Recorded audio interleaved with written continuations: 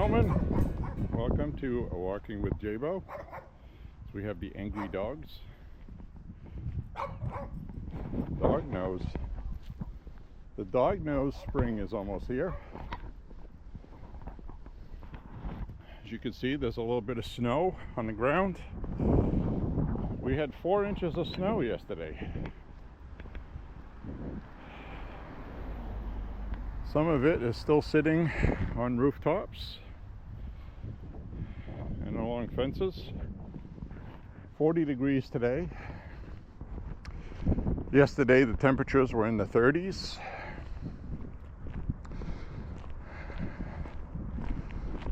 But as you can see, the 4 inches of snow that we got, it all melted very quickly because the ground is not frozen. And that's what happens to you guys down south or in warmer climates when you get snow. It's gone very quickly. So we are going to warm up this week. I'm going to see a couple days in the upper 50s, which is where it should be this time of year. So today at 40 degrees is still cooler than it should be, but it's ironing itself out. We're going to take a little bit of a different route today, of sorts. It'll be the same route, but a little bit added on to it, and it'll be a route I've walked once since last year, so it is going to be slightly different. Watch and you will see. So you're used to seeing me go this way, but we're going to take a right up here instead of going straight. As we can see salt in the road that they put down, because there was black ice this morning. Very dangerous to drive on that. You're driving along and then all of a sudden your car keeps going out into the woods with you in it.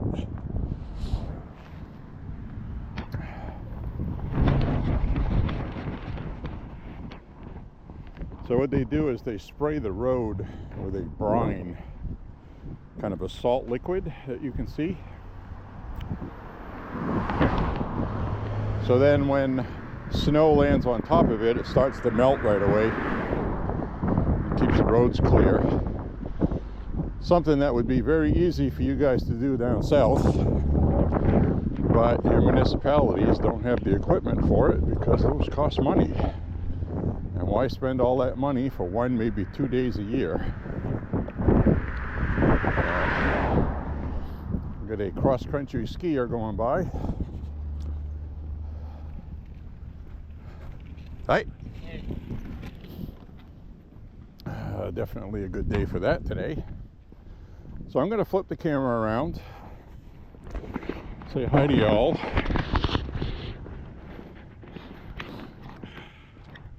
Hi, y'all.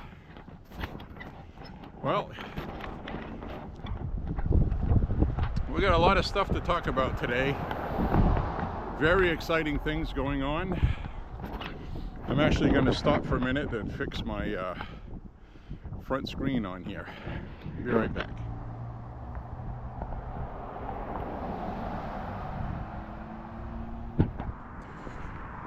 All right.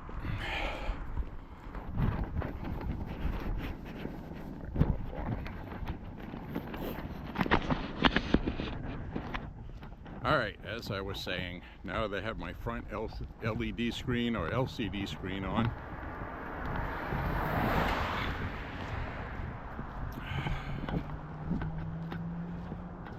big news day today. I hope you caught the news by now. Sure you did. We have wow, I don't even know where to begin. I'm so excited. Well, as you know, the past 3 days especially, the stock market has been crashing.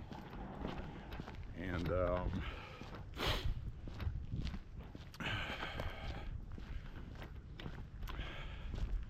how should I word this?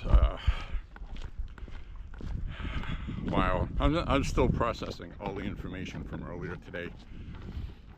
Basically what happened is the stock market was dropping, and Trump was telling people to don't panic, you know, stop panicking. You started to get some Republican senators talking about legislation to stop the tariffs, because that's been a long time thing in DC. Tariffs are terrible, stay away from them, and both parties don't want to support them. So Trump, while he's very popular right now in the Republican Party with Republican voters, who said he was going to do this if he won, still has a lot of public support for this, because people understand that we're trying to invest in our future. It's very important. So everybody knows about the book, The Art of the Deal. I own that book. Got a copy of it a couple, 3-4 years ago. And I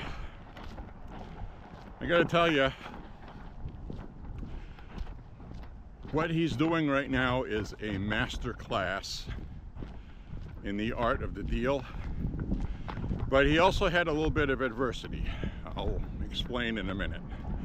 I don't want to make it sound like this was all planned and orchestrated by Trump and some brilliant genius chess move, which it was. But we need to look at it realistically as well. So basically what he did was, he had the balls to do what people have wanted to do for decades to China. And everybody's cowards. They're afraid of China's economy. Everything in the United States comes from China. Well, that's why we're doing this. So what's going to happen is Chinese goods prices are going to go up. Your $7 cheap Walmart t-shirt's probably going to be 30% increase, 40 maybe. And but here's the interesting thing. It's temporary, because eventually these companies are going to start making t-shirts here and not China. And they are always going to cost a little more. But there will be a fair market value with the current inflation, current market value. And free trade is absolutely a beautiful thing. That's what everybody has wanted. But unfortunately, the system, as it is, some of my college courses was bond markets and economics. So while I'm not an expert, I've had some education on this. So very happy to be a college graduate. It was a lot of fun.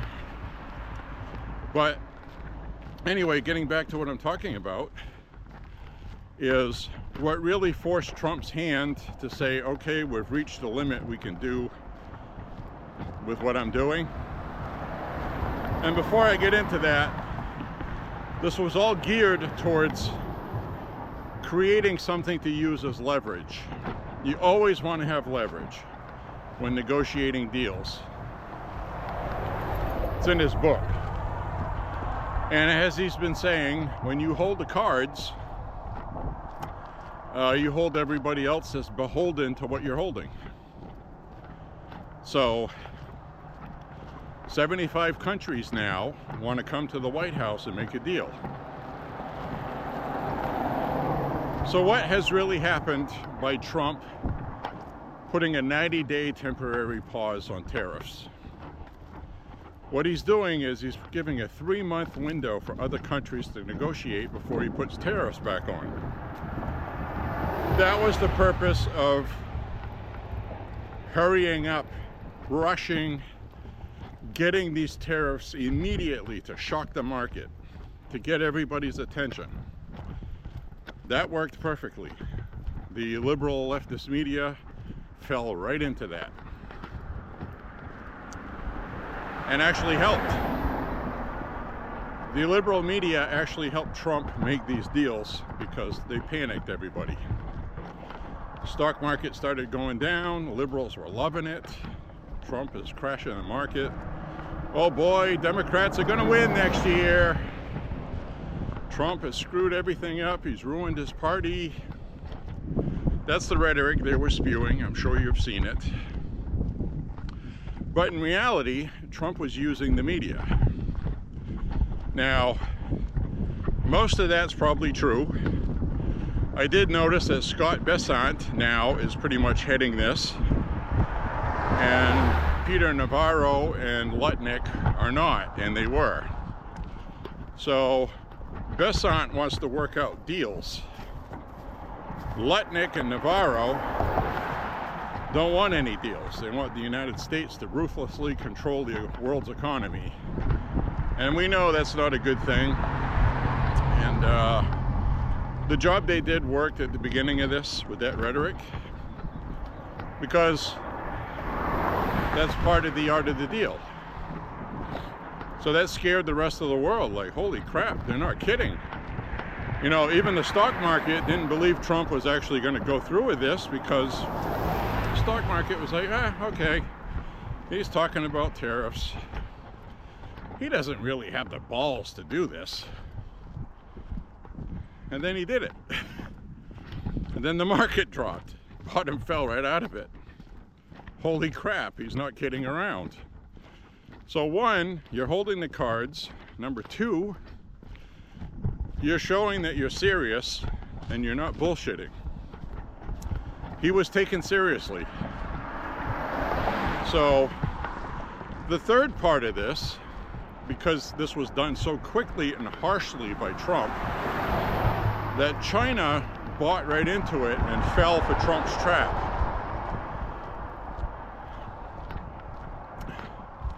So the so-called experts said that all of these European countries and everything, they're just going to go to China instead of the United States. Well, that's not going to happen, because Trump left the tariffs on China at a very high rate.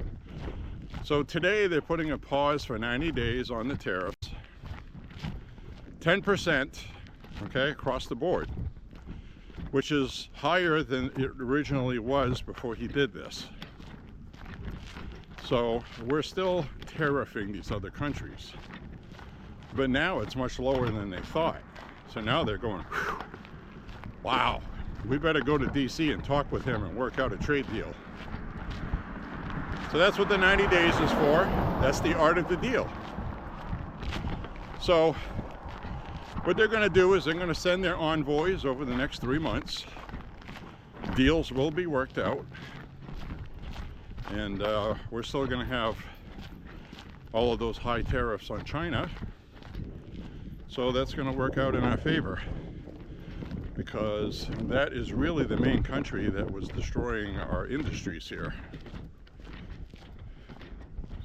And China's in financial economic trouble right now, and this is going to be hard for them to do.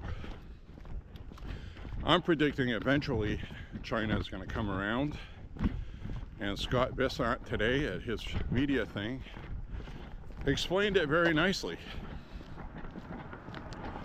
The reason why China's tariffs are 125% is because they were so eager to retaliate, and they were being bad actors. In other words, he said, my advice to countries would be to just wait. Just wait, work things out, don't retaliate, because you will be retaliated against immediately, equally. You're not helping your country by doing that. So China's at 125%. Trump said he's willing to go to 500%. There's another Bic lighter I found. I literally have 24 of these. And this one works. So I keep all the ones that work because they're lighters, right? I don't smoke, but sometimes I burn yard brush. or I do other things around the house that require a flame, fixing things or working on something. Anyway, what I mean by that is a propane torch. So anyway, I just wanted to mention that. So if you go out walking a lot, you're going to find a lot of things. The most common thing you're going to find is Bic cigarette lighters. I don't think I have found any other brands besides Bic's. Anyway, so the beautiful thing now is China is isolated alone. The United States is the place in the world to do business, and this proves it. These countries are going to come talk to us, not China. And if you go to China, you're going to have 125% tariff or more. It could be more tariffs put on because, like Trump said today, China, very proud people, they don't know how to negotiate for this because they're going to have to cave. They're going to have to give in, and they don't like to do that. And they might not. So, you know, that's China's problem. Isn't this exciting?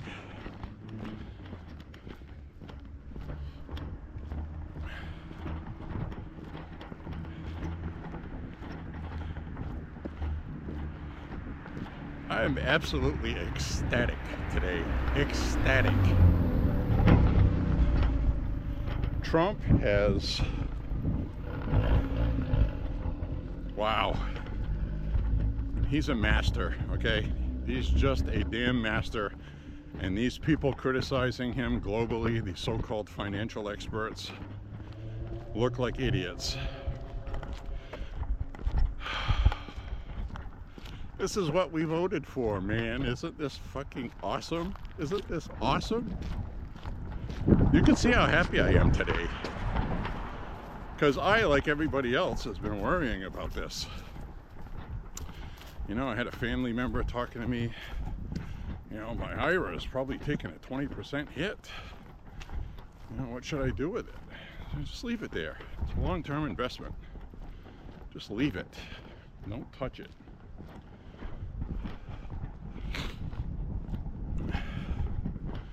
So anyway, as soon as Trump announced the pause on the stock market, tariffs, stock market shot up, its biggest shoot up since 2008. It's back up to 40,000. Biggest gain in one day since 2008. And this all just vindicates everything Trump was saying. It's a beautiful day, folks. It's a beautiful day. Now, a while ago in this walk, I mentioned that the Trump administration did find and run into some adversity they had to deal with. And this is probably the main reason why he announced that today, of lifting the tariffs for 90 days, because the bond markets is kind of like, it's kind of like the wiring in your house or plumbing or something. You know, it's the utility that fuels the stock market, and the bond markets were taking a hit, an unhealthy one. It wasn't good. As soon as midnight hit last night, countries in Asia started selling bonds, US bonds that they bought to invest in the United States. We need that. That's something we can't lose. So what it showed was that all of a sudden, and the Japanese own the majority of bonds, out of the bond owners, they're invested heavily in the United States economy, and they've done well with it. So when the Japanese are selling their bonds, that means there's no confidence in the United States economy. They feel like Trump was going too far. This is too dangerous. I need to get out, get my money. So you don't want the bond market collapsing. So I think behind the scenes, that was the main driver between Trump announcing that now. That doesn't take away from his art of the deal thing, because that's part of the deal. You put on your thing you're doing, and you run everything the way he has, and you know, you wait, let it stew, see what happens, and then you adjust to it. So by doing a 90-day pause, he saves the bonds, because the bonds stopped getting sold off. Stock market went back up. So this is perfect. And we're still tariffing these countries more than we were before Trump was elected. That's the important thing. So that's still bringing in revenue. It's brilliant. It's friggin' brilliant. I mean, what can you say about that? The balls to do that. We're talking about the global stage, where if you do something really bad, it could actually cause a worldwide depression for everybody. And it's just amazing. I'm literally dumbfounded. This is one of the most incredible things I've ever experienced in my life. And we're gonna be okay, folks. Trump he's on his game. Okay, we'll just put it that way. This is the real deal, the art of the deal. When you hold all the cards that everybody wants, the United States is awesome. Canada stopped its trade war rhetoric because that's the sucker's trap. They understood that Trump wasn't fucking around, okay? Excuse my French. But basically, that's what happened. He wasn't kidding. He wasn't joking. He wasn't bluffing. Means what he says and does what he means.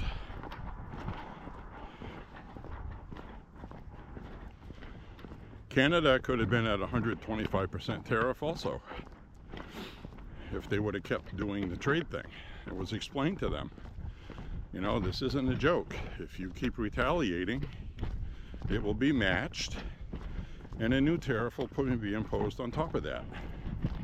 So, in other words, your economy in Canada is not strong enough to compete with ours. So don't do that. Now, this is going to cause some problems for some people that have small businesses. They're going to have to adapt. They're going to have to find new suppliers, and they're going to have to sell their stuff for a little more than they did before, because most of these people buy all their little trinkets and stuff from China. Well, that has just gone out the window. You're going to see it ripple through the economy shortly here. You're going to see places like Family Dollar, Dollar Tree, discount stores that sell a lot of dollar and a quarter, cheap Chinese-made plastic crap. Prices are going to go up. Epiphone guitar prices are going to go up. Anything made in China. But, now here's the beautiful thing. This is why free trade's important. We don't have to rely on China.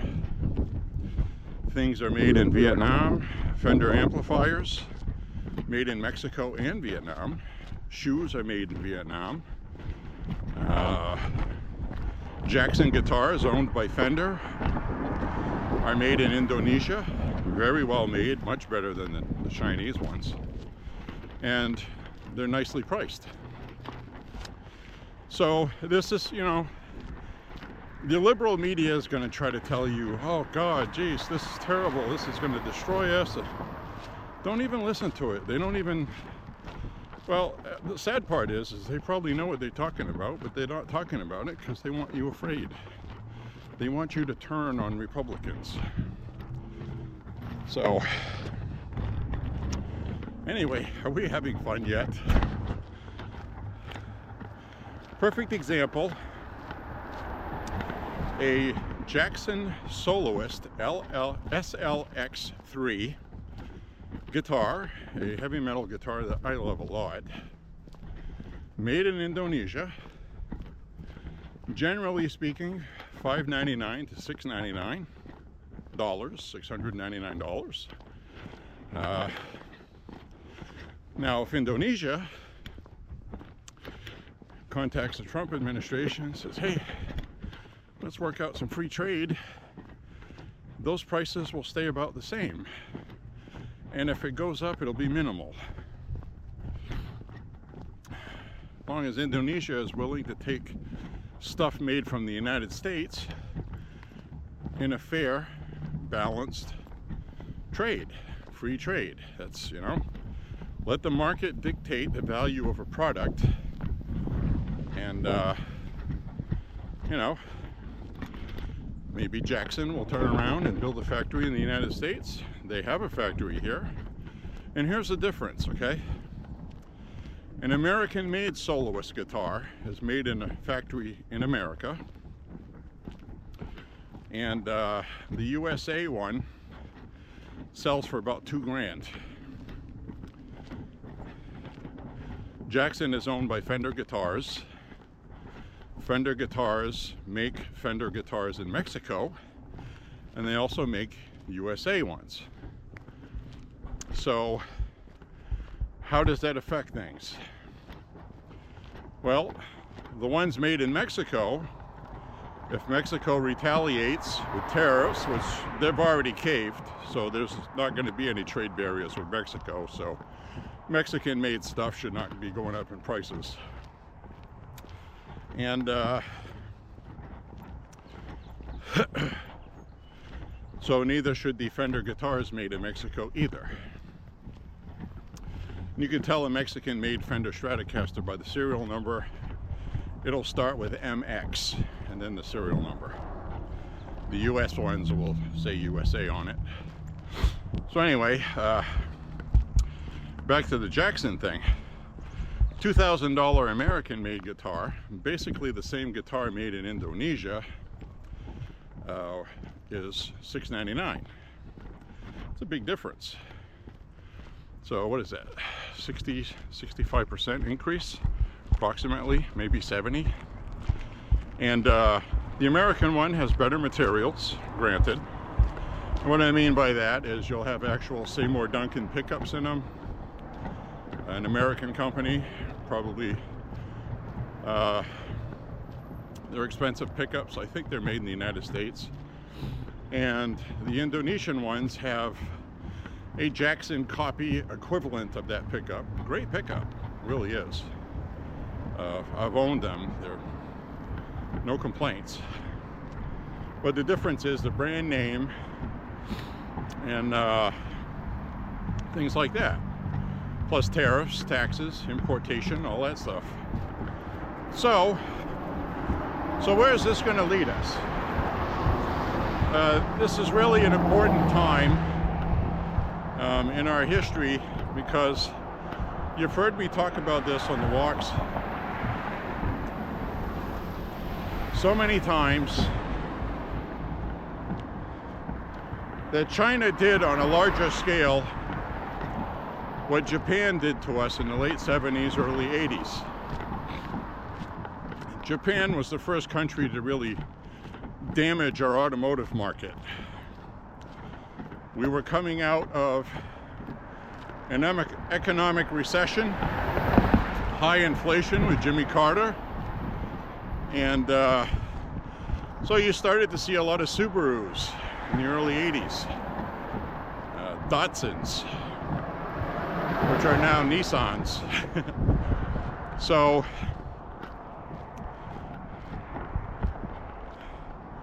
I'm going to go across the street here while we can.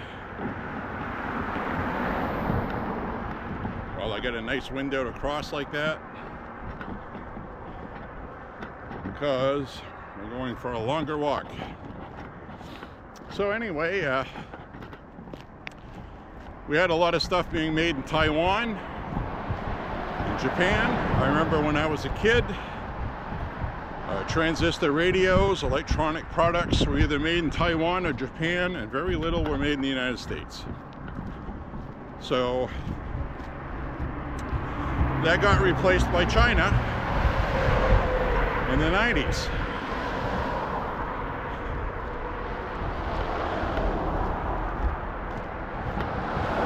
So in fact, in the 1980s, most of the non-American electric guitars were made in Japan.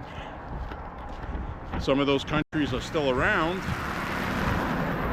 and it's kind of like the same thing the United States does with Fender and Jackson, is you have some made in Japan that cost more, then you have some with a Japanese name on it made in China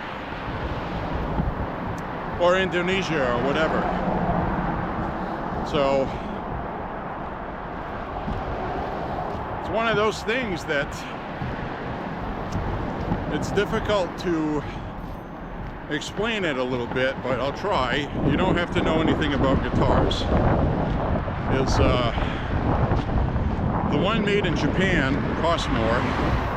The one they outsourced to China costs less, just like the Fender Mexico American and the Jackson US Indonesia.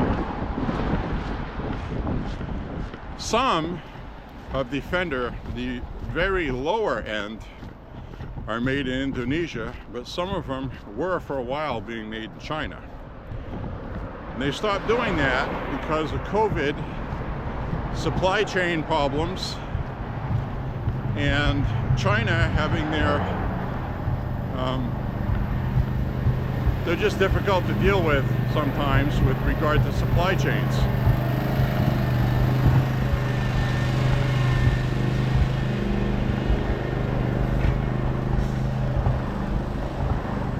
Buying a new lawn tractor.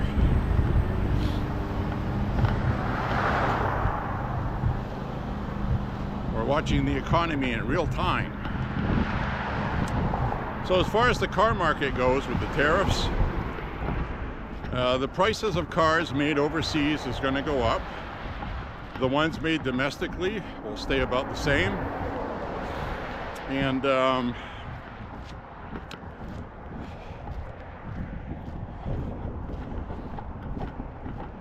Elon Musk was getting very upset with Peter Navarro in the White House because Navarro wants to tariff China into oblivion, and Tesla is expanding into China. So Tesla is going to sell a lot more cars in China than they will in the United States. And that is being reflected by the current car sales in China, where Teslas are being bought hand over fist in China. So Tesla has factories in China, and they want to export them outside of China because they want to do what everybody else has been doing, exploiting cheap labor and underselling American companies. That's what Elon wants to do. He makes cars, he's in the business of cars, and that's perfectly understandable, but he's not going to be able to do that. So we'll see what happens with Elon. He loves the United States, and he has taken a beating over this, doing what he's been doing. God bless him for it. He'll be rewarded for it. He'll be okay. So anyway, you know, we have a lot of stuff going on that is so good. And you know, where does this go from here? It goes up. Up. We're going to be doing so awesome. Trump is telling companies, come to America now, basically. You have 90 days. If you're sitting on the fence thinking about it, do it now. So now the next 90 days will give markets time to settle, and they'll have time to adjust, and Trump's going to be like, no, those tariffs are 90 days, they're going on. And we'll see what the market does. But that temporary pause today sent the market up at a record increase in a day since 2008. So, wow. so exciting. I love this stuff, I really do. And I'm watching the liberals today on CNN and MSNBC, and they seemed almost beside themselves. And we're like, no, that's not what we were told would happen. Why is the market going up like that? Almost like they were upset it was going up, because they want Trump to fail. Now they're starting to understand that they got played, just like they got played with the Project 2025 and the attitudes they have, you know, calling Trump an orange Hitler and a Nazi, and looking gleeful that somebody tried to kill him. These people are horrible people. So anyway, Trump used them. You can crumple them up now, throw them in the trash. Media's done. So Donald Trump is doing what the Democrats have said on the floor of Congress for decades, that we need to use tariffs against China. We need to get China in line. Clips have been popping out everywhere of Chuck Schumer giving speeches 20, 30 years ago. Nancy Pelosi. She looked like a fine young filly when she gave that speech in the early 2000s. She used to be a pretty woman. Now all this corruption and evil has ruined her. And anyway, so she gave this impassioned speech on Congress about how we have to tariff China. We have to. They're going to destroy our middle class. Our factories are going overseas, she said. This is going to destroy our economy. The middle class. She's right. So that was the other aspect of this, is they're using clips of former Democrats and current Democrats as well to say, see, this is what they were saying.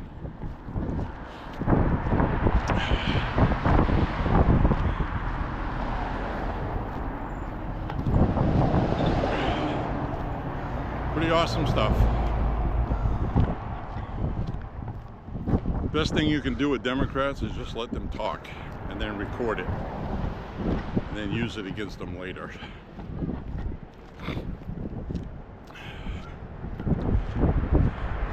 So enjoy what's happening right now. Savor it. This is an amazing day in history. This is the day the Democratic Party, the media, and China were defeated. Now, like Trump said today, we still have a long way to go. This isn't over.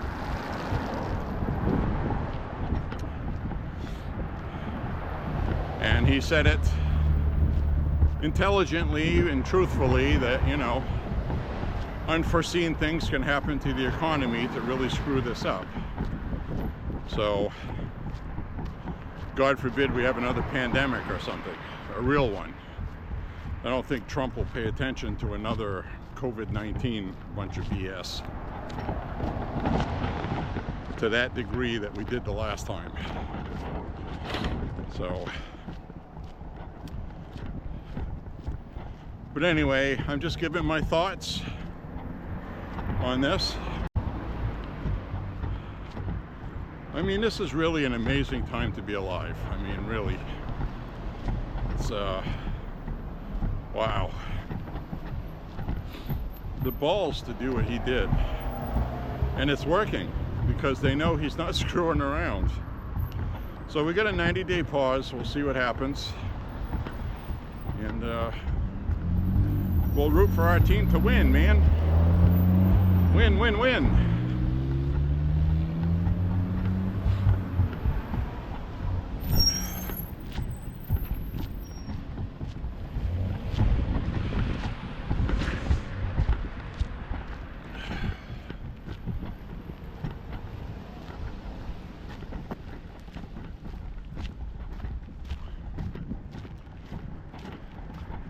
So, glory, hallelujah.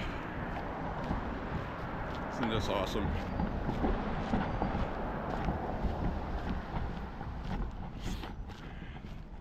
You know, and a lot of people, including us, were getting nervous, you know. But that's the art of the deal. You have to make everybody nervous. Because only Trump knew what he was going to do, and from this day out, only Trump knows what he's going to do. And you can't take the chance of having anything like this leak, even to the people you're closest with, because things leak out of the White House. Now, what if something leaked like, oh, Trump was planning this all along to bullshit, and other countries would say, okay, well, we're not going to take him seriously now. So he was smart not to reveal even to his closest what he was doing. Only Trump knows what Trump's going to do. The best way to keep a secret is to be the only one that knows it. So that's good.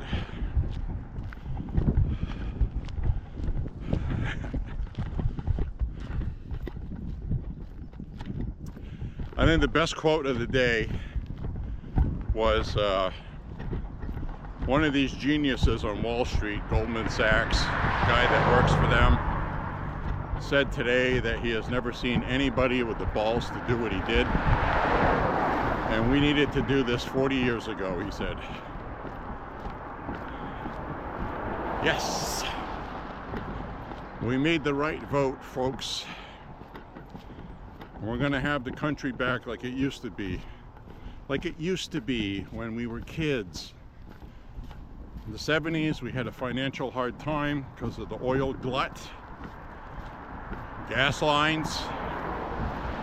It really raised the prices of everything because we relied so much on oil from Saudi Arabia and Iran. And they basically stopped selling it to us. The oil embargo. And that went both ways, which was a form of a tariff war, you know? Now we have the resources where that can't happen anymore, so, you know, and this tariff stuff's all going to iron out that way. You know, companies in business, they want to stay in business, they invest in the future. Everything they do is geared towards the future, not the present. So while they have a hard time right now, and MSNBC and CNN are going to put on this crying mother of three selling stuff out of her house, doesn't know what she's going to do now. That's not the business aspect people should have. Find an alternative supplier, one will show up, because they're competing with each other too. So chances are these people buying all this stuff from China probably going to start buying stuff made in India. They don't pay their workers very much, and it looks like they're willing to have zero tariffs with the United States. So if that happens legitimately, then these people will switch from China to India. India is the second largest populated country in the world. So we'll be okay, folks. We'll be okay. Relax. China's not the center of the universe. China's going to be a big problem because their communist mantra, basically, is world domination. They have acquired most of the world's deep water ports, shipping lanes, resources in Africa, Australia. They've been doing this for a long time. They want the entire world to be Chinese. And what would happen is people like you and me would end up in slave labor camps in China, like the Uyghurs, making Nikes, Apple phones, and Coca-Cola for the Asian market. You can look that up. They have real, legitimate concentration camps in China. They send all their political dissidents there. The social credit score in China, if you're a screw-up socially in China, you get punished for it. You do drugs, things like that. and your social credit score goes down. Eventually, you're not allowed to ride public transportation. You go to put your thing in there and it doesn't work. You got cut off by the government because you're a screw up. And then you end up, somebody shows up at your house and they load you on a bus and they send you to a work camp. That's how they do things in China. You can look all this up. All the media used to write about it until Trump became president when he defeated Hillary. We've been doing it for a long time. And nobody has held Apple accountable. And nobody's going to. Because they're a big, huge company in the digital market and the AI market. So, but they did get a lot of public backlash, and they have shifted away from using some of that slave labor. But you got to think about stuff like this when you buy Nikes, Coca-Cola. Coca-Cola here is made, you know, here, but or Mexico and brought here or wherever else. And you know, but the stuff in the Asian market, very bad civil rights violation practices, and China's deserving everything they're going to get from this. That's all I have to say about it, really. And I try to buy as little Chinese-made product as possible, and it's very difficult, you know. I've explained this before on the walk, that Samsung products, my phone is a Samsung Galaxy. I used an iPhone for a long time, different models, the 5, the 5S, the 6, 6S, yada yada yada, 7. And I ended up switching to Samsung a few years ago because they make their own processor for it in Indonesia and India, and they're cutting their ties with China. So a lot of stuff is still made in Korea that's affordable. So they make some stuff in Korea, Vietnam, Indonesia, and India. So it keeps their prices low, and it's a good product. I'm happy with it. So Samsung Galaxy is, for the most part, not Chinese made. One of the few cell phones you can buy that is. And I made that conscious decision to do that. When I buy shoes and sneakers, I look for advertisements that say where it's made, listings where you can buy them. If it's not listed, I'm hesitant,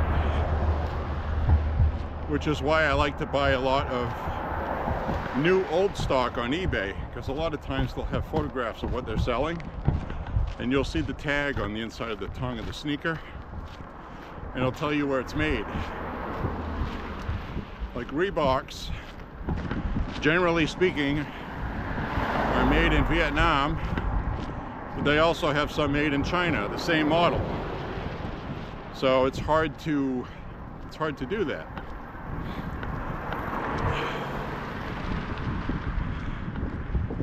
Anyway,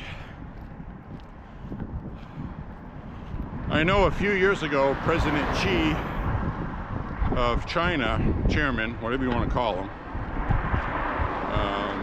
made a national policy for manufacturers in China to start doing a better job with quality control and making better products, because he realized that China had that stigma, cheap Chinese crap, which a lot of it still is.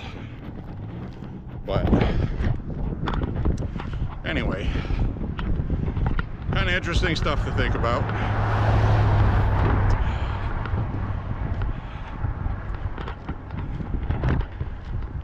So I got a good sweat going right now. And if you're new to the blog, it's a walking vlog. It's more of a fitness after 50 kind of thing, healthy living. But I like to talk about stuff while I'm walking because it passes the time. Some people like to listen to music. I like to hear what's going on behind me and in front of me so I don't get killed. And so I opt for talking to you guys, which is fine. I enjoy it.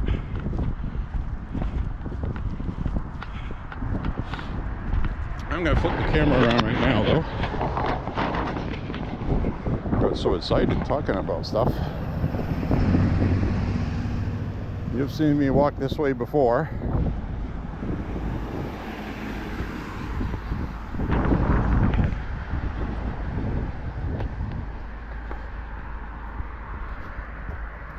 Thanks.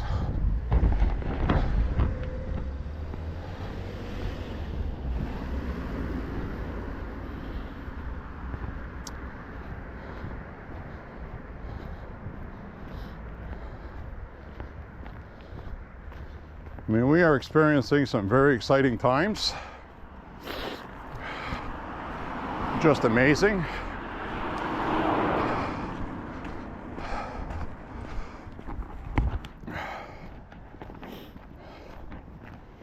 We're about 4 miles from the walk we took the other day.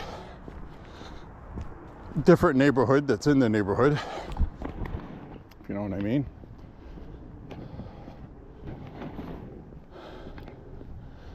I walked this quite a few times last year. This one's got a pretty steep hill up ahead that usually gets me pretty good.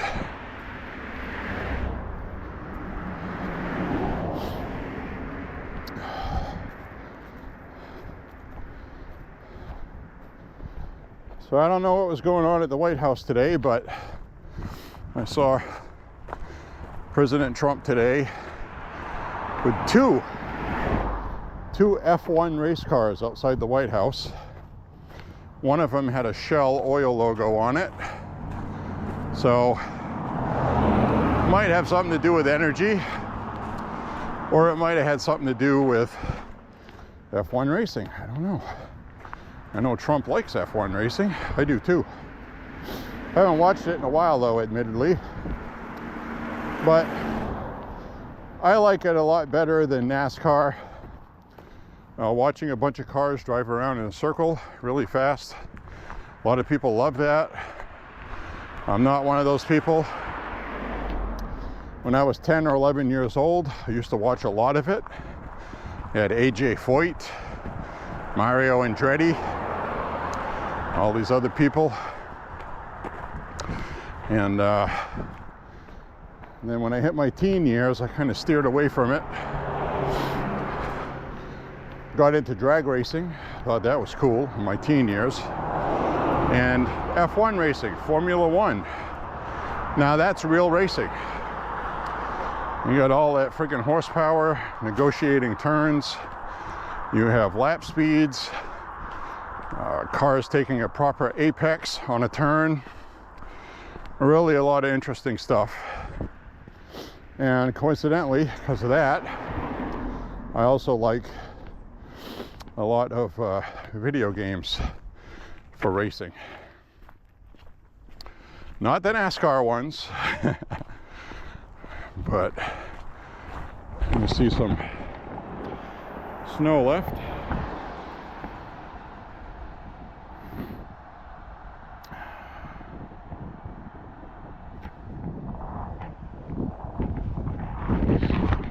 Beautiful day today, as you can see. Not much of the snow left. So this was all covered in snow, 4 inches of it last night. It's all gone.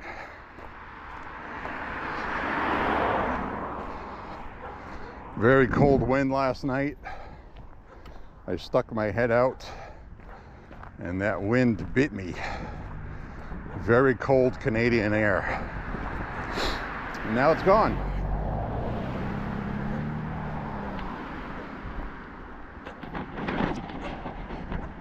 doggy.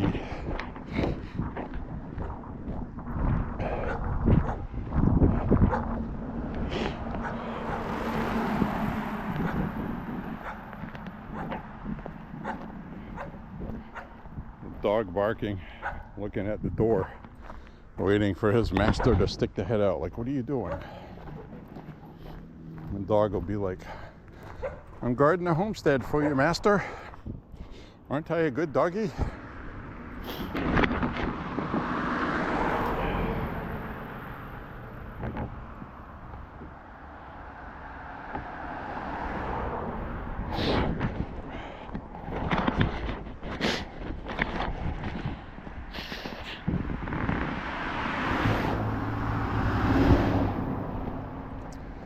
So Trump is playing serious hardball with Xi and China. Now you have to remember, you know, Xi is not ignorant to, ooh, look, a chute cycling jug. Xi is not ignorant to, see, look, we got a chute cycling.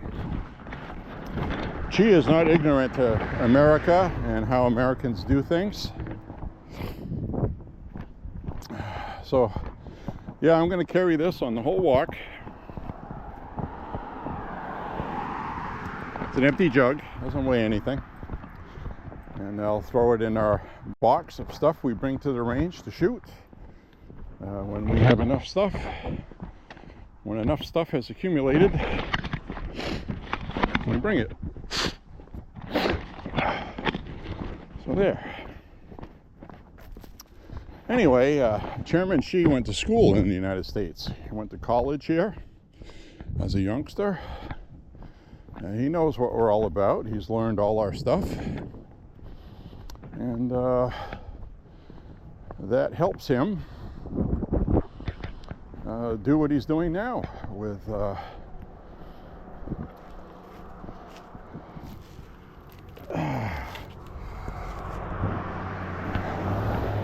with what they're doing in with trade.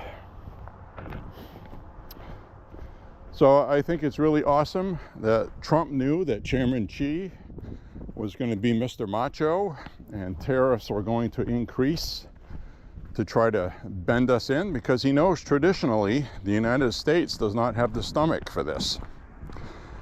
And he tested the waters. So Trump is pausing the tariffs on everybody except China. Brilliant. And a lot of people felt like, well, you know, China is like the big player in this, which it is, but the rest of the world wants the American market because China is not a free country. They're communist. They have a lot of rules and stipulations. And, you know, in the United States, you can have free trade. You know, what would you rather have? So, China is not fun to play with. So we're going to have, you know, what's going to happen. Eventually, China is going to have to cave in. They're going to have to. So, because they're in an economic tough spot as it is. They're in a recession. Their housing market there and real estate the bottom fell out. And this was the time to do this. Could not have been better.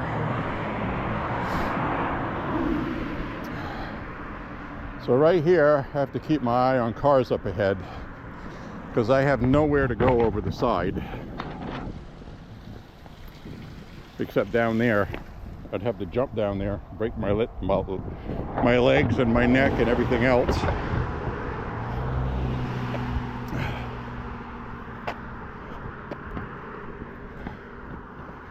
So that's the one spot on this route that's dangerous. So I really pay attention to who's coming toward me. So anyway, China is an interesting aspect Because, like I said, growing up in the 80s and then into the 90s, it turned into stuff being made in Korea and China. So, very interesting stuff. We'll see what happens. If we can get rid of the China problem, our economy issues are solved tenfold. That's why we voted for Trump.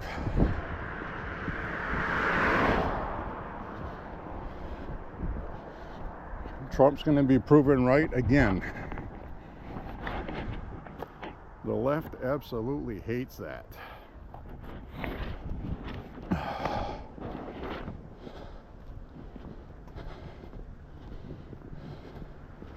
Well, they're the ones that screwed us.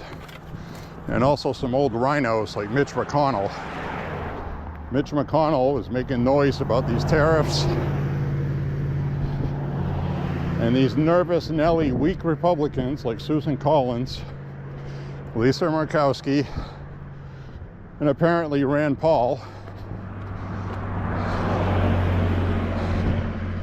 Very disappointed in Rand Paul. He doesn't get it. And he'll probably understand why he'll never be considered a legitimate candidate to be president.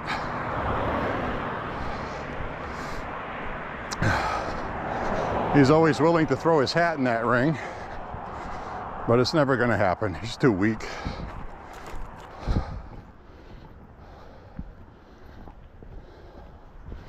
He doesn't have the stomach for it.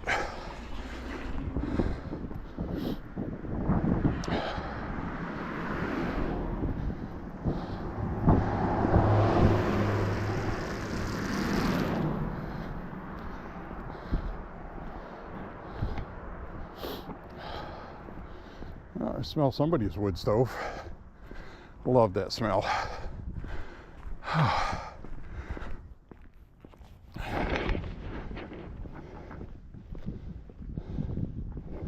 Whew. That's that hill that gets my heart rate up.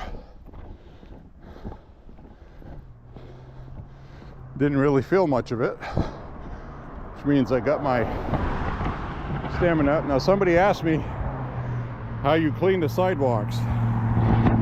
Well, right here, Mr. Los Angeles, this is something that attaches on the front of an ATV or a truck or something, tractor.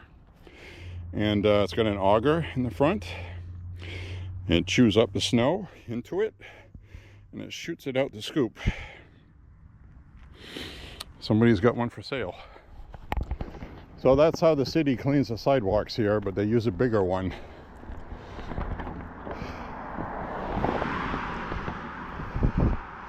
I use a motorized one, self-propelled.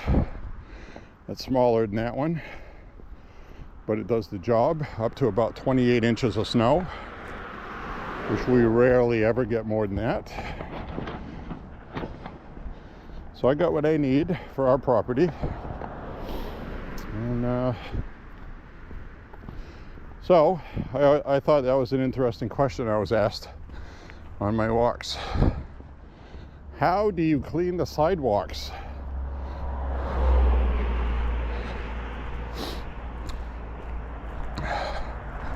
I'd like to see teams of people walking with fuel tanks on their backs and flamethrowers melting the ice on the sidewalks. That would be awesome, but I don't think we can do that. I'll get somebody walking across the street, walking up a hill. This is a steep hill to walk up, which is part of the reason why I come from the way that I came.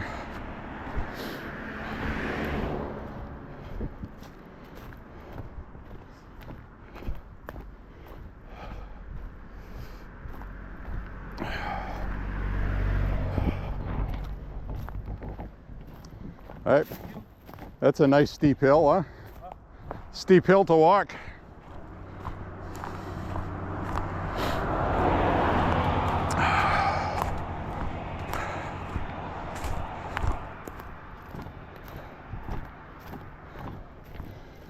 it's somebody not from around here. Like I don't have to explain that.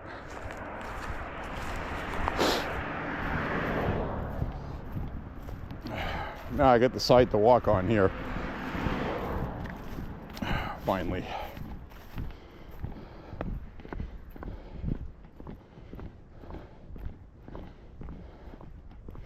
So as I've explained before, Maine used to be about 98% white, Caucasian, Irish and French. Now it's about 92.4%. Because of the diversity brought in by the Biden administration, as well as previous administrations here in Maine since about 2001. Started bringing in people from Somalia, along with Minnesota, did the same thing. It turns out that a lot of them don't stay here. Wonder if Minnesota has the same problem, because they're colder than we are. And Minnesota has more places for jobs than Maine does. Maine's pretty rural. This really is not a good state for immigrants to come to. You know, it really isn't, because for one thing, Maine is one of the oldest states, and I don't mean Maine as one of the oldest in the country, but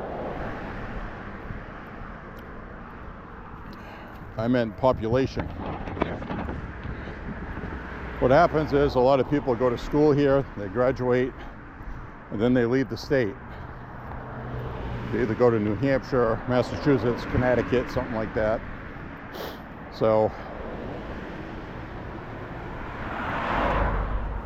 a lot of the people left here in Maine are old. A lot of people don't mind living here when they're old and it's cold. But some people do. A lot of them, if they can, they'll move to Florida. But, you know, the summertime in Florida is the reverse of winter here. In Florida, it's so hot and humid that people stay indoors with the AC on in the summertime.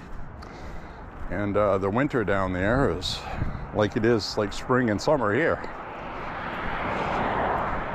So that may work out from that aspect. But, and you can remember that too, because when they had the COVID stuff going on in Florida, that was going on in the summertime when people were trapped indoors because of the heat with each other. So it spread more. That's what happens here in the wintertime. So anyway.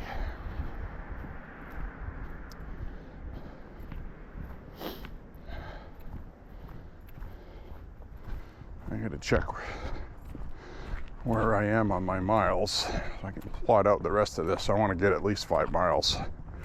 That's the goal every time I walk. 5 miles or more. Spread out to a daily basis. Adds up during the week. 30 to 40 miles a week.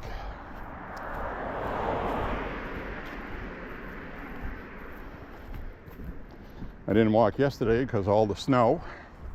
Plus I had things to do, which I did. And so I didn't walk yesterday, which is fine. You don't have to walk every day, as long as you keep a pretty much regular routine. If you walk 7 days in a row, if you're over 50, it's a longer recovery time. Sometimes you need that day off. Nothing wrong with that. Do what you can handle. Everybody's body's different. Some days my back is fine, some days it's not. Today it's pretty good. Some days I feel like I'm forcing myself to walk. I'm sure that will incrementally get worse as I get older. So I'll enjoy it while I get it.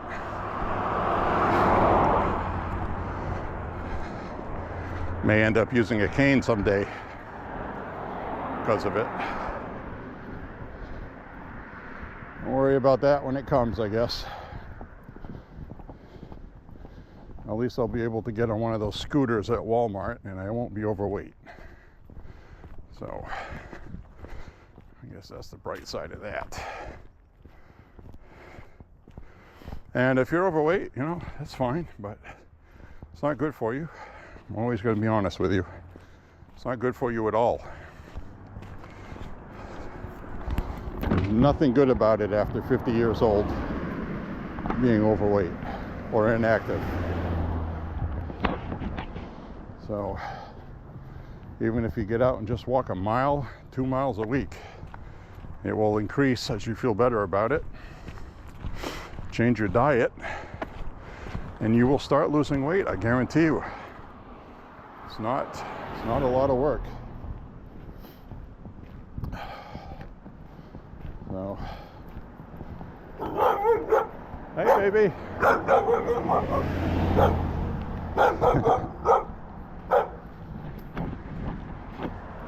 The doggy's mad at me. All right, I gotta check. I gotta see where I am.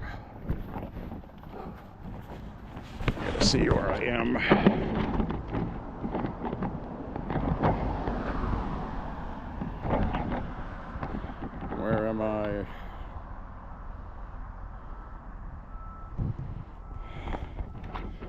We got coming up on 4.5 miles.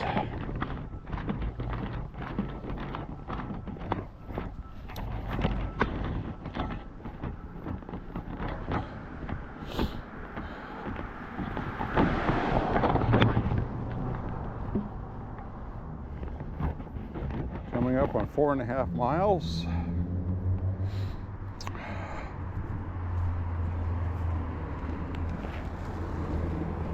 Down this way.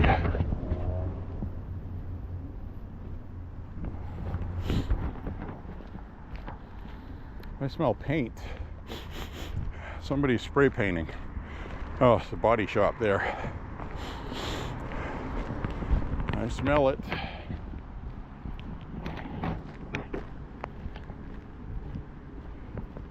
Used car lot. Probably spraying primer or fixing some body damage. Resell the car or something.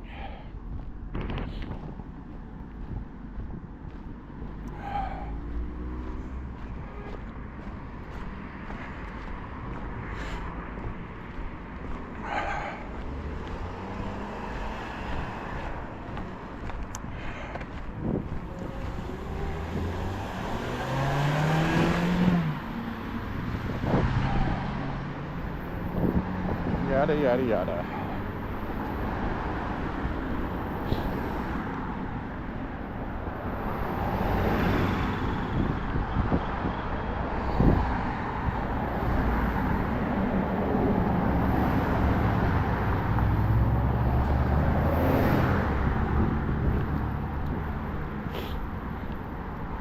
Hope you're enjoying today's walk. I am anyways.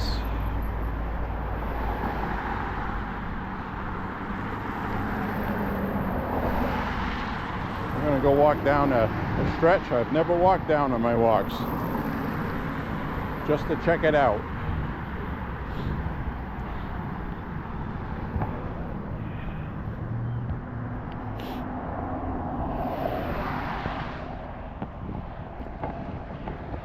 Cross over here.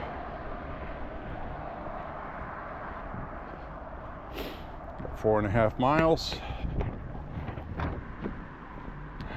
The lady in my ear just said I hit 4.5.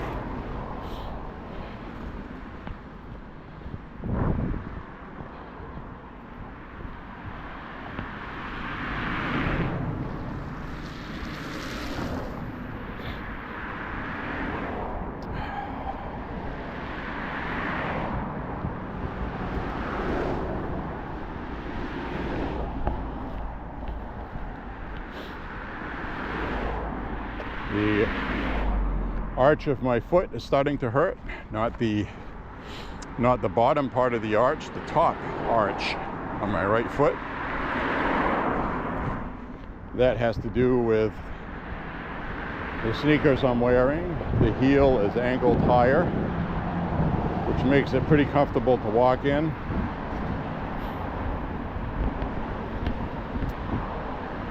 But I think I tied my laces too tight, because I like to have my laces tight when I walk. Some people don't. It's all personal taste. But my left foot is fine, and my right one is getting a little antsy because I got my laces too tight. So that's what I would do. I would, I was asked, if you can invent something, what would you invent? I would invent shoes where the laces tighten the same tightness for each foot every time consistently, because that would be difficult to do, because you have some people who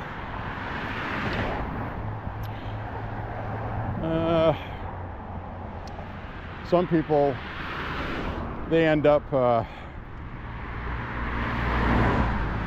different size feet. You have different foot widths, different arch heights, so it would not be the same for every shoe, so it would have to be something that's self-adjusted somehow. But it would be interesting.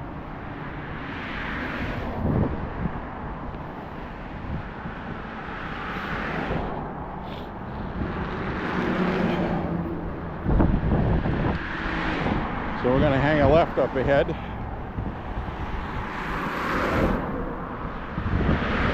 And shortly after that, I'll sign off with you.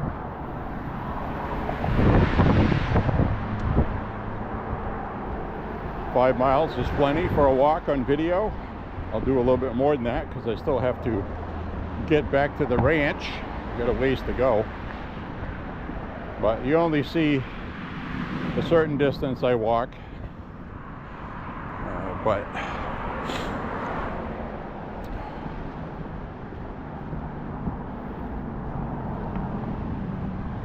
like, for example, you'll see the video start and it'll say a 6-mile walk, but you didn't see 6 miles of the walk. You saw 4.5, 4 3/4, sometimes 5. It's that kind of thing.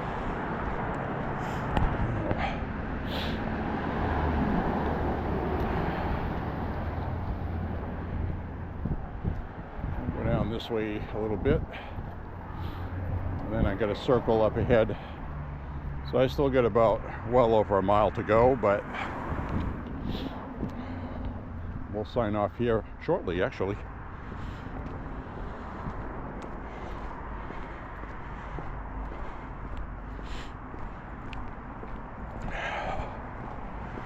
See a mail truck down here delivering. So we did get another Bic lighter today. I know the guy that lives here, he had a big old Trump flag flying for a while here.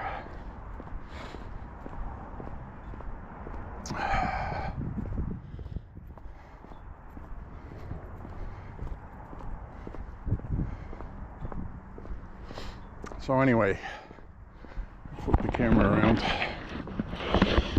We're in a quaint little side neighborhood. Out some. So, like I said,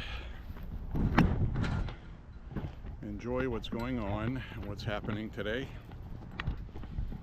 Good things are going to come. This is going to be, like Trump said, the golden age of America. We were a part of it. We helped it happen. We're going to remember this for the rest of our lives. That's probably one of the quintessential moments in American history we were a part of. Let that sink into you and enjoy how wonderful that is. So, anyway, my friends, God bless you and your family. Say a prayer for President Trump and the Republic. God bless you, seriously. I hope nothing but the best for all of us. And right now we're on the right course. Good things are happening. We're not there yet. Things could still go wrong. That's why say a prayer for the country and Trump They have the right things in place, the right things happen, and be supportive when other people are going to try to create panic.